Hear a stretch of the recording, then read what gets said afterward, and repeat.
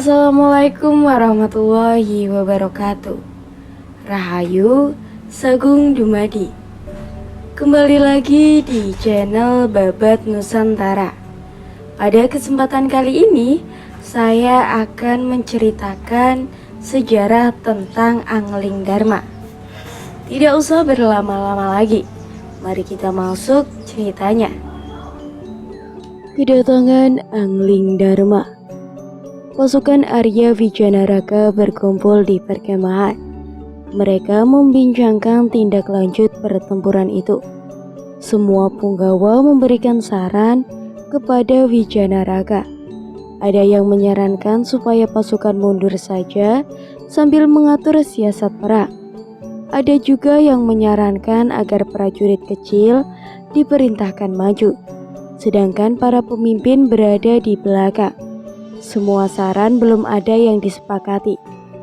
Arya Wijanaraka dibisikkan oleh Dwijawara dan Sang Malaya Sidi. Keduanya adalah pendeta yang sudah berhasil dalam bertapa. Mereka dapat melihat sesuatu dari jarak jauh. Mereka meminta agar Arya Wijanaraka memerintahkan Pati Mangunjaya mencari Angling Dharma. Patih Mangunjaya melaksanakan perintah itu. Ia berjalan melewati tempat-tempat yang sepi. Siang dan malam ia tidak pernah berhenti mencari Angling Dharma. Di perjalanan itu, Mangunjaya bertemu dengan orang yang berjalan terhuyung-huyung. Orang itu bernama Satu Patinggi. Dia memikul beban yang sangat berat. Orang itu didekati dan ditanyai oleh Mangunjaya.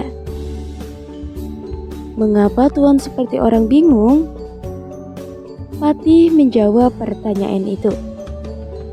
"Hamba sudah lama mencari kerajaan Bojanegara." "Siapa nama rajanya?" Mangunjaya bertanya lagi. Ipatinggi mengatakan hal yang sebenarnya.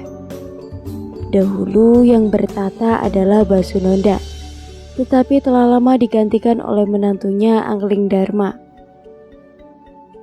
Mangunjaya diberi petunjuk arah menuju ke tempat itu ke arah barat daya.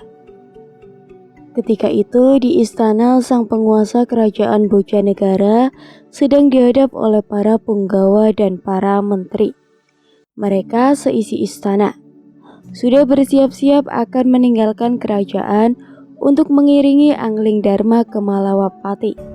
Semuanya menghormat dan merapatkan tangan dengan rapi. Mangunjaya datang bersembah. Ia memberitahukan bahwa negeri Malawa diserang pasukan Simbar Manyura. "Kami diutus menjemput Angling Dharma."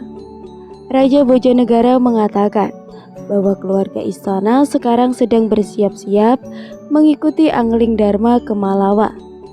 Raja Basunoda segera berangkat disertai rakyatnya. Panji-panji kuning disertai berpuluh-puluh tombak juga mengiringi sang raja. Raden Angling Kusuma menunggangi kuda berhias. Di belakangnya, ayahandanya menduduki singgasananya. Mereka melewati desa-desa. Banyak desa yang porak-poranda. Setiap hari, penduduk desa dirampok. Sangat sepi suasana desa-desa itu. Penduduk banyak terbunuh. Semua yang masih hidup telah mengungsi. Di sepanjang jalan mayat berlimpah. Sementara itu, Angling Dharma telah memasuki daerah jajahan dan melewati desa-desa. Beliau beristirahat di pakuburan. Banyak penduduk desa yang menyampaikan kabar tentang kedatangan rajanya, Angling Dharma itu. Mangunjaya diminta segera pulang untuk memberitahukan kedatangan Angling Dharma kepada Arya Wijanaraka. Semua punggawa terkejut melihat kedatangan Mangunjaya. Mereka sangat senang mendengar kabar tentang rencana kedatangan Raja Angling Dharma. Para punggawa Malawapati semakin bertambah keberaniannya. Raja mereka bersatu dengan rakyatnya. Mereka segera menyiapkan perkemahan untuk Raja Angling Dharma bersama permaisuri dan putranya. Rakyat tua dan muda semuanya bahagia. Raja sudah berada di depan mata mereka. Mereka menuju ke hadapannya. Mereka berkerumun ingin menyaksikan rajanya dari dekat. Bahkan ada yang mengira bahwa kerumunan itu adalah orang yang sedang mengamuk. Mangunjaya menyampaikan kepada rajanya bahwa para satria dan para tentara banyak yang gugur. Mereka berperang melawan pasukan raksasa. Mereka semua setia terhadap negeri dan selalu menjaganya. Mangunjaya juga menyampaikan bahwa Batik Madarin telah lama menyusul Angling Dharma. Angling Dharma menjelaskan keadaan Batik Madrin. Si Madrin sudah bertemu denganku. Sebenarnya dia melindungi diriku dan semua orang, tetapi kelakuannya tidak terpuji. Mangunjaya melaporkan kejadian-kejadian di negaranya selama rajanya pergi. Kerajaan sudah 2 kali berperang melawan musuh dari Simbar Manyura. Tuanku, di dalam peperangan itu, rakyat dan para tentara banyak yang gugur dan banyak yang terluka. Raja Angling Dharma mengatakan kepada para prajuritnya bahwa besok akan datang pertolongan di medan perang. Malam itu juga Angling Dharma berangkat diikuti oleh permaisuri dan putranya. Raja tua dan permaisurinya juga tak ketinggalan. Raja memerintahkan para punggawa supaya mengenakan pakaian yang gemerlapan. Si tukang kayu disuruh menebas pepohonan di depan untuk meratakan jalan, karena sudah disiapkan untuk sang raja. Kemudian sang raja bersabda, "Hai Patih, aku pulang kembali ke Malawa. Siapkan pengiringanku dan pengiringan putraku. Lindungilah putraku, hati-hatilah dalam perjalanan." Sang Patih melaksanakan semua perintah sang raja. Mereka berangkat pada malam hari. Pasukan pengawal siap di depan dengan memakai pakaian kebesaran. Pakaian para prajurit sangat indah. Panji-panji dan suara kembung mengiringi sang raja. Angling Kusuma juga menunggangi kuda yang berhias. Di belakangnya, debu mengumpul menutupi pelangkin. Rombongan itu beristirahat di perkemahan. Malam itu, Angling Dharma berkata kepada istrinya, "Istriku, marilah kita melarikan diri dari perkemahan ini. Aku akan menunjukkan kepadamu bagaimana rupa raksasa yang sedang tidur." Dia Dursilawati menolak ajakan suaminya karena khawatir keadaan ibunya. Bila kita tinggalkan ibu, pasti diserang raksasa perempuan. Akhirnya mereka menyamar sebagai dewa. Di istana perkemahan semua penjaga Raja Yaksa sedang tidur nyenyak. Sebanyak 400 yang tidur mengorok bagaikan prahara. Hidungnya kembang kempis. Sang dia ketakutan melihat wajah para raksasa yang sedang tidur itu. Beliau tidak kuasa mencium bau busuk. Kemudian sang dia mengajak suaminya keluar. Mereka mendatangi raksasa perempuan yang sedang memuja. Di belakang raksasa itu ada kemenyan yang sedang dibakar. Di dalam pemujaannya, raksasa perempuan itu menyambut-nyambut nama Angling Dharma. Sungguh mudah orang itu berubah wujud. Itulah penjelmaan dewa. Sang dia berbisik kepada suaminya, "Raksasa itu cantik, tidak pantas menjadi istri raksasa. Lebih baik menjadi istri paduka." Sang dia cepat-cepat turun menyebut Mayang Sari, lalu berkata, "Persembahanmu diterima suamiku, telah kupuja. Aku tahu kamu tidak suka bersuamikan raksasa." Ken Mayang Sari menangis sambil merangkul kaki sang Angling Dharma. Mayang Sari bahagia, walaupun menjadi budak perempuan Angling Dharma. Malam itu juga, sang dia membawa Mayang Sari ke tempat peristirahatan. Atas kehendak sang dewa, Mayangsari melahirkan putra yang sangat tampan bernama Danurweda. Putra itu gagah dan tampan sekali, persis ayahandanya. Selama itu, pasukan pengembara dari Malawapati berjaga-jaga siang dan malam. Wijanaraka menerima utusan dari pasukan Malawapati. Utusan itu memberitahukan bahwa pasukan raksasa dalam keadaan tidur lelap. Mereka terpisah dari senjatanya. Wijanaraka diminta bersiap-siap menghadapi mereka. Orang Malawapati bersama-sama menyerang perkemahan raksasa dengan tombak. Para raksasa yang sedang tidur terperanjat dan ketakutan. Semua raksasa yang keluar pasti mati. Hanya tinggal raksasa yang terluka. Tidak ada yang membalas serangan Malawapati. Tentara Malawapati ganas sekali, bagaikan harimau mengamuk. Telah lama Malawapati dikepung. Mereka menombak raksasa seperti menombak labu dan semangka. Ribuan raksasa mati. Raja raksasa sedang dikerumuni para istri yang cantik.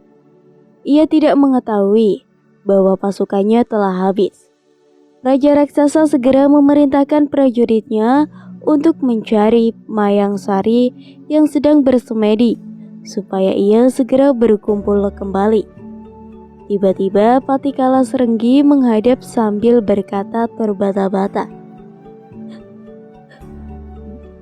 "Dewi Mayangsari hilang, tuanku. Beliau hilang tanpa sebab, bagaikan dibawa dewa." Sang raksasa marah dan berkata keras, "Bukan dewa pencurinya. Yang mencuri itu Angling Dharma yang mengaku dewa." Pancatayanya telah mengenakan pakaian gemerlapnya serba permata pilihan. Ia bersabuk senjata, mengenakan tombak dan lembing. Ia telah siap menghadapi Angling Dharma. Patikala Serenggi melihat pasukan musuh telah menyerang raksasa. Dari arah yang lain, Pati Umantika telah membagi para raksasa. Ributnya bagaikan gelombang laut. Pati Umantika menghadap Danurweda memimpin perang sambil berkata, "Marilah tuanku, kita berlari. Bukankah kita yang hadapi semua raksasa sakti?" Danurweda lalu bersabda, "Hai kamu, janganlah seperti wanita. Mengapa takut menghadapi raksasa? Bila takut dengan raksasa, menyingkirlah Umantika." Danurweda tiada gentar menghadapi musuh. Ia diserang raksasa wanita dan disebat dengan pedang. Ia sangat tangkas bagaikan kilat membalas dan memukul. Banyak raksasa yang tewas. Raksasa yang diserang semuanya terbunuh. Kulitnya tertoreh. Raksasa yang diserang Danurweda semua terbunuh. Danurweda ditusuk dengan keris sehingga tergelimpang. Ia berlumuran darah, tetapi tidak terluka. Ia tidak menginjak tanah. Ia menikam sambil menombak sehingga beribu-ribu raksasa mati. Raja Basunoda juga masuk bersama tentara pilihan. Ketika berjumpa dengan Danurweda, beliau bersabda, "Wahai putra raja, ayo segera mundur. Kakekmu ada di belakangmu bersama para menteri yang akan berperang."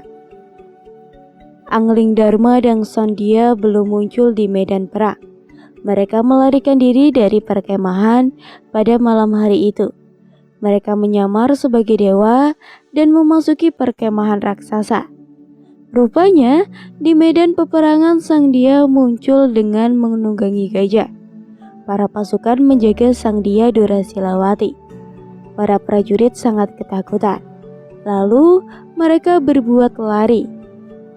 Karena takut, kusirnya pun lari sehingga Sandhya terbanting. Sandhya pingsan tergeletak di bawah pohon asam.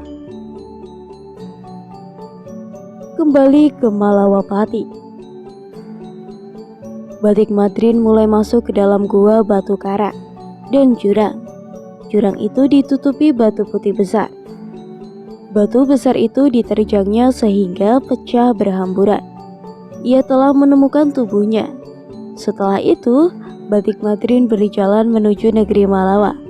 Siang malam ia terus berjalan tiada berhenti. Di medan laga, para raksasa yang masih bertahan hidup menyerang Arya Mangunjaya. Raksasa itu ingin membunuh Arya Wijanaraka. Akan tetapi, justru Arya Wijanaraka yang mengamuk dan membunuh raksasa-raksasa itu. Kalasrenggi menyaksikan tentaranya yang terluka dan yang tewas. Mayatnya bertumpuk-tumpuk.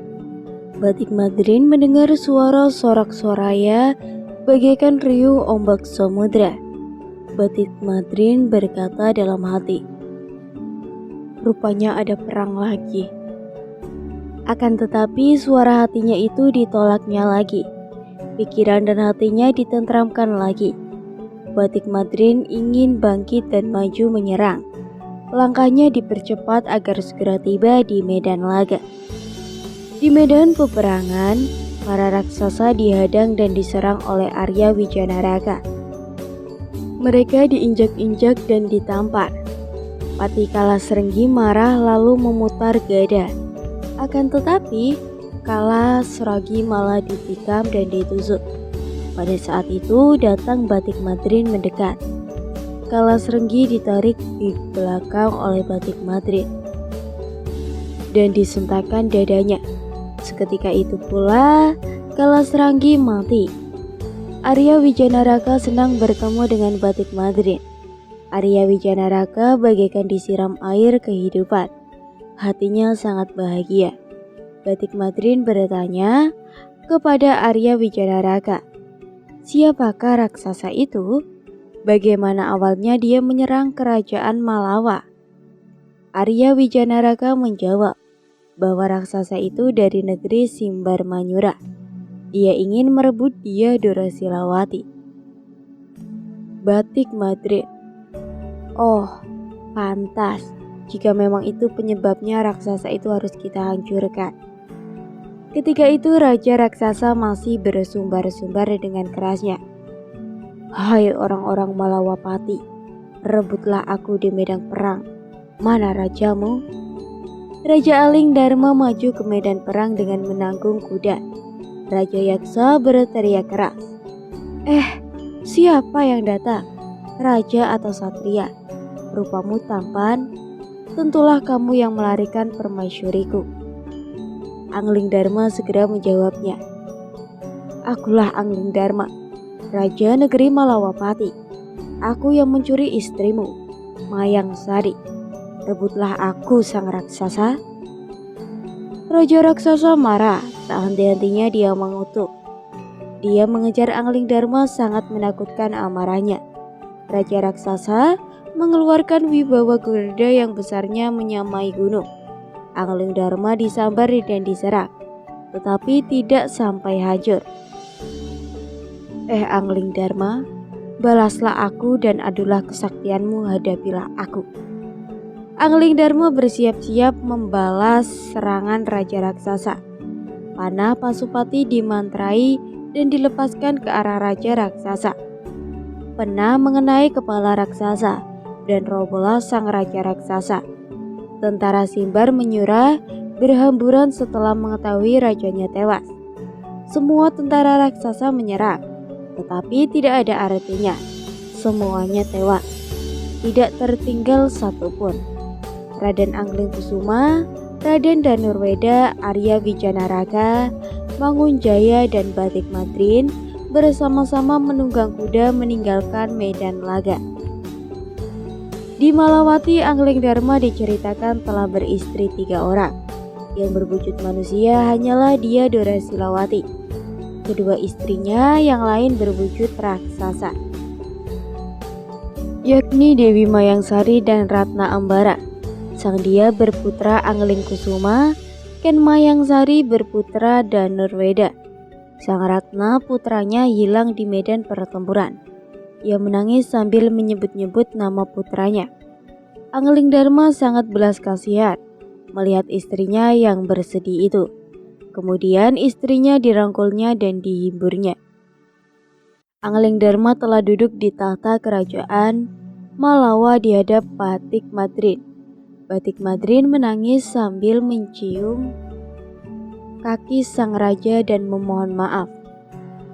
Raja Anglingdarma mengampuni Batik Madrin, meskipun Batik Madrin banyak kesalahannya. Jangan lagi engkau menyakiti hatiku, dan bertobatlah Madrin. Raja Anglingdarma kembali berkuasa di Malawa. Para istri dan kedua putranya beserta bala tentara melengkapi kebahagiaan semua orang bersenang-senang menyambut kedatangan sang raja. Mereka membasuh kaki sang raja dan ketiga permaisurinya. Sri Narendra menduduki singgasana keemasan. Beliau diapit oleh 3 permaisurinya dan diiringi oleh dayang-dayangnya di belakangnya. Rakyat berduyun-duyun ke istana. Raja menjamu rakyat dengan pesta. Semua punggawa berbondong-bondong membawa para istrinya. Semua orang terpesona melihat kedua putra raja itu memasuki istana. Cukup sekian cerita yang dapat saya sampaikan. Semoga bermanfaat untuk kalian semua. Tetap dukung channel Babat Nusantara dengan cara like, komen, dan subscribe. Tetap stay tune untuk menunggu video-video terbaru dari channel Babat Nusantara. Rahayu, Rahayu, Rahayu.